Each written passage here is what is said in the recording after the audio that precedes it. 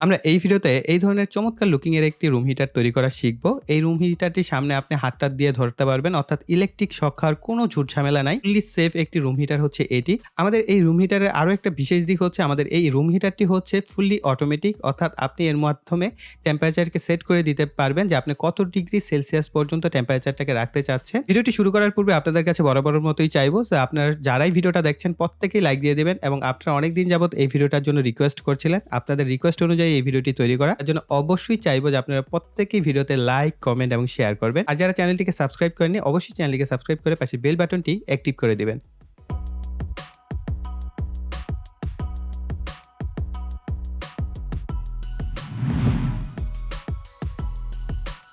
তো আমি এখানে পিভিসি পাইপটা ব্যবহার করছি, কারণ আমার কাছে ওরকম অল্টারনেটিভ নাই এই কারণে। তবে পিভিসি পাইপটা একটু মোটা ধরনের ব্যবহার করেছি, এবং এই পাশে দেখতে পাচ্ছেন এই ধরনের কালারের যে পিভিসি পাইপগুলো পাওয়া যায় সেগুলো ব্যবহার করার চেষ্টা করবেন, কেননা সাদা পিভিসি পাইপগুলো অল্প টেম্পারেচারে অল্প তাপমাত্রায় কিন্তু নরম হয়ে যায়, বা আপনার এদের যে শেপ আছে সেটা পরিবর্তন হতে শুরু করে। কিন্তু এই ধরনের কালারের যে পিভিসি পাইপগুলো সেগুলো কিন্তু মোটামুটি বেশ ভালো মানের তাপই নিতে পারে। আমাদের এই রুম হিটারের জন্য আমি পিভিসি পাইপকে কেটেই হচ্ছে সোজা করে এই ধরনের শীট তৈরি করে নিয়েছি। করা হয়েছে স্প্রে রঙের সাহায্যে এই ধরনের সাদা রং করে নিয়েছি যাতে দেখতে সুন্দর লাগে, তার জন্য। আপনারা চাইলে রং করতে পারেন, না করলেও হবে। আর স্প্রে রঙের দাম খুব একটা বেশি না, 130 থেকে 40 টাকা দামের মধ্যে পেয়ে যাবেন। আমাদের রুম হিটারের মেজারমেন্ট একটু বলে দিচ্ছি। এই দুইটা অংশ আমরা কেটেছি, যদি আমরা এইভাবে সেন্টিমিটারে দেখি 8 সেন্টিমিটার, আর এভাবে কাটা হয়েছে 12 সেন্টিমিটার। এই দুইটা অংশ যদি আমরা দেখি, এইভাবে কাটা হয়েছে 12 সেন্টিমিটার, আর এইভাবে নেওয়া হয়েছে 18 সেন্টিমিটারের মতো। আর এই দুইটা শেপে একটু ঝামেলা হয়েছে, সো এই দুইটা শেপে এইভাবে নেওয়া হয়েছে 16 সেন্টিমিটার, কিন্তু আপনারা এই শেপ দুইটা কাটবেন 18 সেন্টিমিটার করে।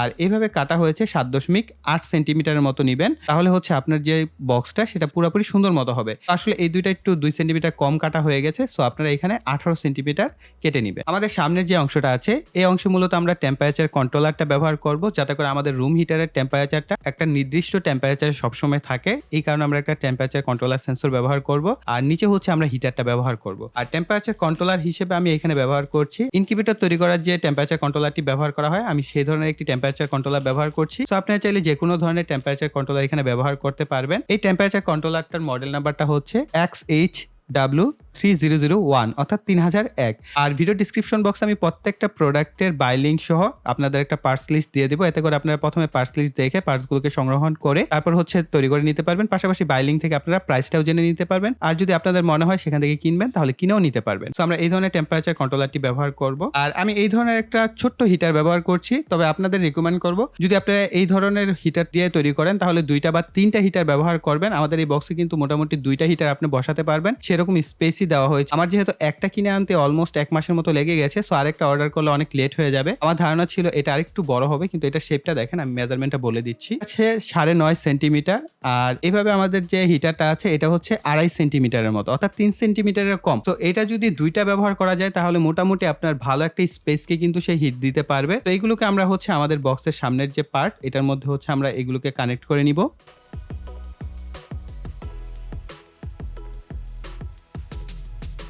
এটা হচ্ছে আমাদের সেন্সরটা। সো সেন্সর সহ আমাদের অন্যান্য যে তারগুলো আছে এগুলোর জন্য হোল করে নিয়েছি। এই হোলগুলোর ভিতর দিয়ে হচ্ছে তারগুলোকে আমরা ভিতরের দিকে নিয়ে নিব। হিটিং এলিমেন্টটা আছে, এটাকে আমরা এইভাবে সেট আপ করে নিব পিছনের দিকে।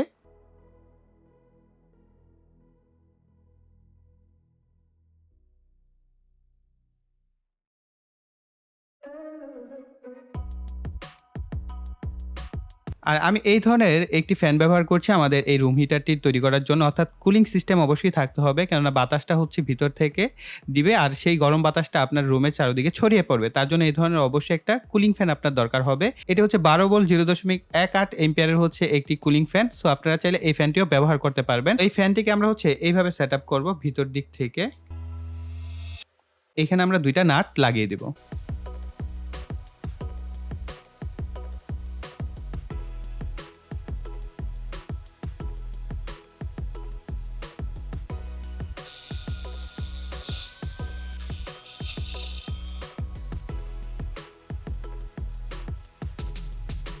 এসি সুইচের প্রয়োজন ছিল, আমি এই ধরনের একটি এসি সুইচ ব্যবহার করছি। সো আপনারা চেষ্টা করবেন একটা ভালো মানের এসি সুইচ এক্ষেত্রে ব্যবহার করার। সুইচটাকে সেট আপ করে নিব।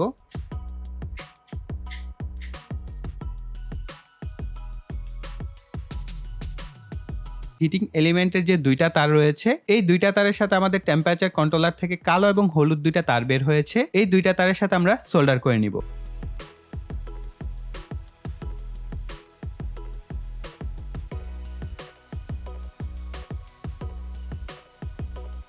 টেম্পারেচার কন্ট্রোলারের কালো এবং লাল যে তার ২ টা রয়েছে, এখানে হচ্ছে আমাদের এসি ২২০ ভোল্ট সাপ্লাই দিতে হবে।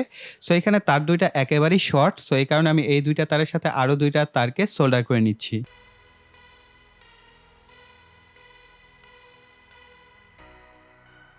যেহেতু আমরা ১২ ভোল্টের একটি ফ্যান ব্যবহার করেছি, সো এই কারণে আমাদের কিন্তু ২২০ ভোল্ট থেকে ১২ ভোল্টে কনভার্ট করার একটা প্রয়োজন আছে। এ কারণে আমি এখানে একটি ট্রান্সফরমার ব্যবহার করছি। সো আপনারা যেকোনোভাবে যদি ১২ ভোল্টের সাপ্লাই ফ্যানকে দিতে পারেন তাহলেই হলো। সো এই কারণে আমি এখানে দেখতে পাচ্ছেন ১২ ভোল্টের ৬০০ মিলি অ্যাম্পিয়ারের একটি ট্রান্সফরমার ব্যবহার করছি। আর ফিল্ডিং এর জন্য এই ধরনের ১০০০ মাইক্রোফ্যারাড ২৫ ভোল্টের একটি ক্যাপাসিটর ব্যবহার করব। এই ক্যাপাসিটরের দাগ দেওয়া অংশটা হচ্ছে নেগেটিভ প্রান্ত। আমরা এই পজিটিভ প্রান্তটাকে হচ্ছে আমরা এই যে ডায়োডের ২ টা প্রান্তকে পেঁচিয়েছিলাম, এই ২ প্রান্তের সাথে এইভাবে একইভাবে এটাকে অ্যাডজাস্ট করে নিব। অর্থাৎ এদেরকে আমি এভাবে শর্ট করে নিচ্ছি পজিটিভ প্রান্তটাকে।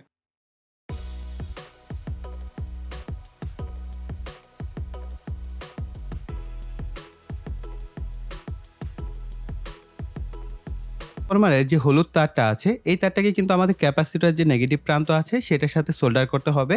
সো আমি এটা ভুলে গিয়েছিলাম। এই কারণে হচ্ছে আমি এইখানে যে তারটা আছে এটাকে এখান থেকে কাটা হয়েছে। এখন আমরা এই ৩ টাকে অর্থাৎ আমাদের ক্যাপাসিটরের নেগেটিভ প্রান্ত আর আমাদের এই ফ্যানের নেগেটিভ প্রান্ত আর আমাদের এই হলুদ তার, এই ৩ টাকে আমরা একত্রে এইখানটায় সোল্ডার করে নিব।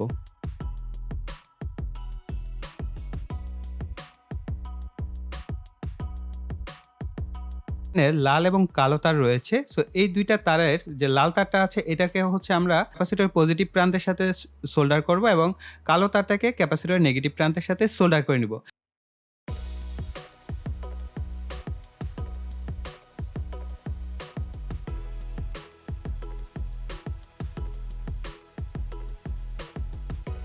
এখন আমরা আমাদের যে বক্সটা আছে, এই বক্সটাকে কিছুটা কমপ্লিট করে ফেলবো। সো এভাবে হচ্ছে আমরা এটাকে লাগিয়ে সুপার গ্লু লাগিয়ে নিব। ঠিক একইভাবে সামনের অংশটাকেও লাগিয়ে আমরা এভাবে সুপার গ্লু দিয়ে লাগিয়ে ফেলবো। ট্রান্সফরমারটা আছে, ট্রান্সফরমারটা আমাদের কেসের মধ্যে হচ্ছে গ্লু গানের সাহায্যে সেটআপ করে নিব।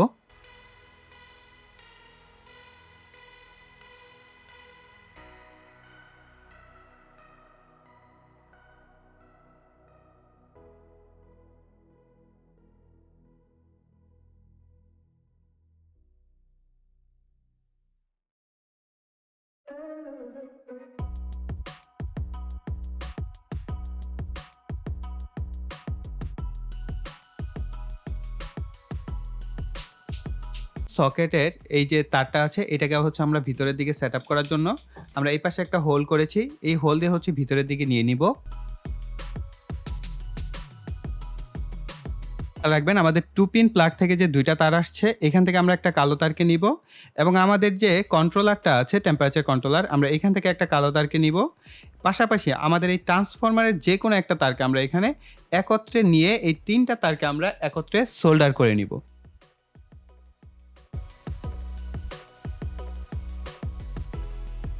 এখন আমাদের বাকি রইল অবশিষ্ট ৩ টা তার। এই ৩ টা তারের মধ্যে ট্রান্সফরমারের এবং আমাদের যে কন্ট্রোলার আছে এই ২ টা তারকে আমরা একত্রে শর্ট করব।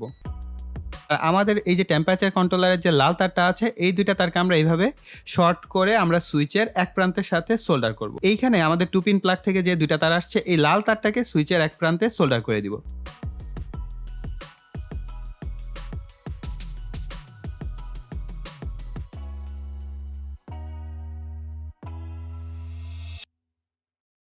কেবলগুলোকে একটু ম্যানেজমেন্ট করে একপাশে চাপিয়ে আমরা হচ্ছে এই পিছনের যে ব্যাক পার্টটা এটাকে আমরা লাগিয়ে ফেলবো। প্লাস উপরের যে অংশটা সেটাকেও লাগিয়ে ফেলবো।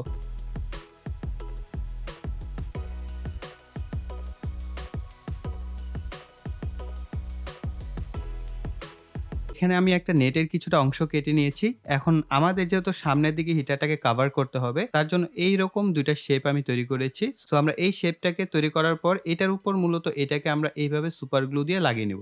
এভাবে লাগানোর পর এটার ভিতরে আমরা এটার সাথে হচ্ছে এগুলোকে গ্লু গান হোক বা সুপার গ্লু হোক, আমরা এটাকে ঠিকঠাক মতো এভাবে অ্যাডজাস্টমেন্ট করে দিব। তাহলে আমাদের সামনের দিকে একটা ম্যাশ তৈরি হয়ে যাবে। সো এটা আমাদেরকে প্রোটেক্ট করবে। বাচ্চারা যদি হাত-টাত দেয়, তাদের হাত যেন সরাসরি হিটারের মধ্যে না লাগে, সেটার জন্য এটা আমাদেরকে একটা প্রোটেক্টর হিসেবে কাজ করবে। আমাদের ম্যাশটা দেখতে হয়েছে এরকম, দেখতেই পাচ্ছেন। আমি এইভাবে হচ্ছে আমাদের এই ম্যাশটাকে বা নেটটাকে হচ্ছে কানেক্ট করেছি। ভিতরের দিকে হচ্ছে গ্লু ব্যবহার করেছি।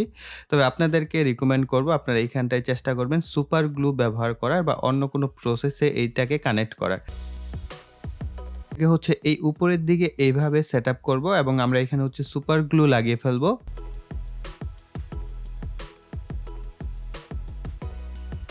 আমি আপনাদেরকে কিছু ইনস্ট্রাকশন দিব। এই বিষয়গুলো একটু মনোযোগ সহকারে শুনবেন। সেটা হচ্ছে আমরা এই পিছনে যে ফ্যানটা রয়েছে, এই ফ্যানটার কিন্তু আমরা কোনো ব্যাক পার্ট ব্যবহার করি নাই। যদি আপনার ঘরে ছোট বাচ্চা থাকে তাহলে অবশ্যই এটা একটা ব্যাক কভার ইউজ করবেন, যেটা কিনা আমরা সামনের দিকে ব্যবহার করেছি। একইভাবে আপনারা চাইলে পিছনের দিকেও একটা ব্যাক কভারের মতো বা একটা ম্যাশ ব্যবহার করতে পারেন। এতে করে কিন্তু বাচ্চা-টাচ্চা থাকলে তাদের হাতে লাগার যে কেটে যাওয়ার যে সম্ভাবনা বা ভয়টা থাকে সেটা কিন্তু আর থাকবে না। এখানে কিন্তু আপনি হিটিং এলিমেন্ট 3টা ব্যবহার করতে পারবেন, অথবা বড় সাইজের যদি কোনো হিটিং এলিমেন্ট নেন সেটাও আপনারা ব্যবহার করতে পারবেন। এবং এইখানে আমরা যে হিটিং এলিমেন্টটা ব্যবহার করেছি এটা কিন্তু 100 ওয়াট। তো বুঝতেই পারছেন যে 100 ওয়াটের একটা বাতি যেরকম টেম্পারেচার দিবে সেরকম একটা টেম্পারেচার আপনি এটার কাছ থেকে পাবেন। কিন্তু আপনি যদি 1000 ওয়াট বা 1500 ওয়াট ব্যবহার করেন তাহলে নরমাল যে রুম হিটার গুলো হয়ে থাকে ছোট সাইজের, সেগুলোর মতোই কিন্তু আপনি পারফরমেন্স পাবেন। আমার উদ্দেশ্য ছিল আপনাদেরকে মূল টেকনোলজি যেটা কিভাবে তৈরি করতে হয় সেটা আপনাদের প্রপারলি শিখিয়ে দেওয়া। আমি কিন্তু পুরো প্রসেসটাই দেখিয়েছি। তো আপনারা হুবহু সেম প্রসেসে সমস্ত কাজ করবেন আর চেষ্টা করবেন হিটিং এলিমেন্টটা যেন বড় হয় এবং এটার ওয়াটেজ ভ্যালুটা যেন আরো বেশি থাকে। যেমন আমি যে হিটিং এলিমেন্টটা ব্যবহার করেছি আমাদের চেসিস অনুযায়ী ছোট এবং একটা রুমকে কভার করার জন্য কিন্তু যথেষ্ট না। হ্যাঁ, এই অবস্থায় যদি এইভাবে আপনারা তৈরি করেন তাহলে আপনি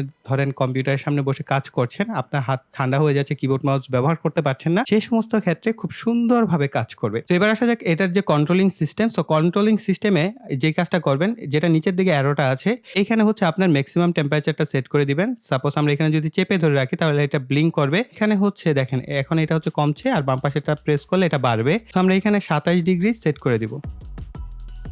ওকে, সো 27 ডিগ্রি হওয়ার সাথে সাথে দেখতে পাবেন এখানে লাল বাতিটা জ্বলছে, তার মানে আমাদের হিটারটা অন আছে। এরপর আমরা বাম পাশে যে বাটনটা আছে অর্থাৎ আপ অ্যারো যেটা, এটাকে আমরা প্রেস করে রাখবো। এটা যখন ব্লিঙ্ক করবে আমরা এইখানে হচ্ছে এটাকে 26 ডিগ্রিতে সেট করে দিব। অর্থাৎ আপনি এটা আপনার উপর ডিপেন্ড করে আপনি কত ডিগ্রি থেকে কত ডিগ্রির মধ্যে রাখতে চাচ্ছেন। সো আমি এখানে 26.5 ডিগ্রিতে সেট করব। ওকে, এরপর ছেড়ে দিলে কিছু সময় পর অটোমেটিকলি এটা সেট আপ হয়ে যাবে। তো এখন দেখতে পাচ্ছেন আমাদের রুমের যে টেম্পারেচার এটা 22.9 ডিগ্রি সেলসিয়াসে আছে। আমরা এটা সামনে যদি ধরি তাহলে দেখতে পাচ্ছেন আমাদের হিটারটা অন অবস্থায় থাকায় আমাদের টেম্পারেচারটা কিন্তু খুব দ্রুত বাড়ছে। আরেকটা বিষয় দেখেন, আমি কিন্তু সামনের মেশে হাত দিয়ে ধরতে পারছি, অর্থাৎ আপনি এটা যদি আপনার খাটের পাশেও সেট করে রাখেন তাহলে কিন্তু ব্যবহার করতে পারবেন, কোনো রিস্ক নাই। আপনার ইলেকট্রিক কোনো শক টক কোনো ঝামেলা নাই, আপনি অনায়াসে কিন্তু এটাকে ব্যবহার করতে পারবেন। দেখতেই পাচ্ছেন দেখতে দেখতে কিন্তু আমাদের টেম্পারেচার বাড়া শুরু করেছে।